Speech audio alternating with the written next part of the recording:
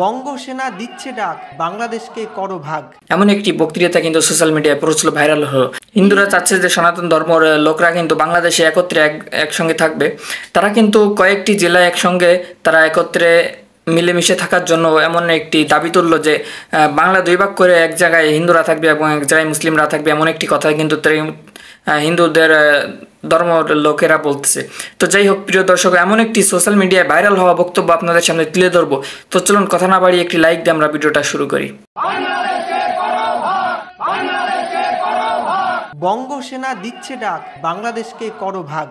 বাংলাদেশের 6টি জেলাকে হিন্দুদের জন্য ছেড়ে দিয়ে স্বাধীন বঙ্গভূমি রাষ্ট্র গঠনের দাবিতে সোচ্চার হলেন এপার বাংলার বঙ্গ সেনা সংগঠনের সদস্যরা। ওই বাংলাদেশে 6টি ডিস্ট্রিক্ট নিয়ে ওখানে স্বাধীন বঙ্গভূমি রাষ্ট্র গঠন করে ওখানেই হিন্দুদের প্রতিষ্ঠিত করতে হবে। তাদের দাবি বাংলাদেশের 6টি জেলা যশোর, খুলনা, ফরিদপুর, কুষ্টিয়া, বরিশাল এবং পটুয়াখালী, এই 6 জেলা নিয়ে আলাদা স্বাধীন বঙ্গভূমি রাষ্ট্র তৈরি করতে হবে।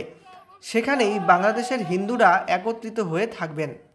শুক্রবার রাজগঞ্জের টাকিমারি চরে একটি অনুষ্ঠানের মাধ্যমে বঙ্গ সেনার মহিলা এবং পুরুষ সদস্যরা একত্রিত হলেন। এদিন বিক্ষোভ সমাবেশে বঙ্গ সেনার প্রচুর সদস্য হাজির হন। সংগঠনের মুখপাত্রের দাবি, 78 বছর ধরে বাংলাদেশে হিন্দুরা অত্যাচারিত হচ্ছে।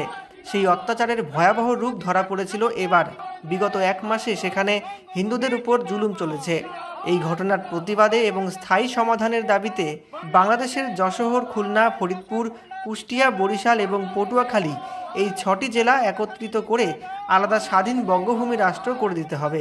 তো প্রিয় দর্শক, ভিডিওটা যদি ভালো লেগে থাকে অবশ্যই লাইক দেবেন। আপনারা যদি এই চ্যানেল নতুন হয়ে থাকেন অবশ্যই চ্যানেলটি সাবস্ক্রাইব করবেন। ভালো থাকবেন, সুস্থ থাকবেন। দেখা হবে অন্য কোনো ভিডিওতে। আসসালামু আলাইকুম রহমতুল্লাহ।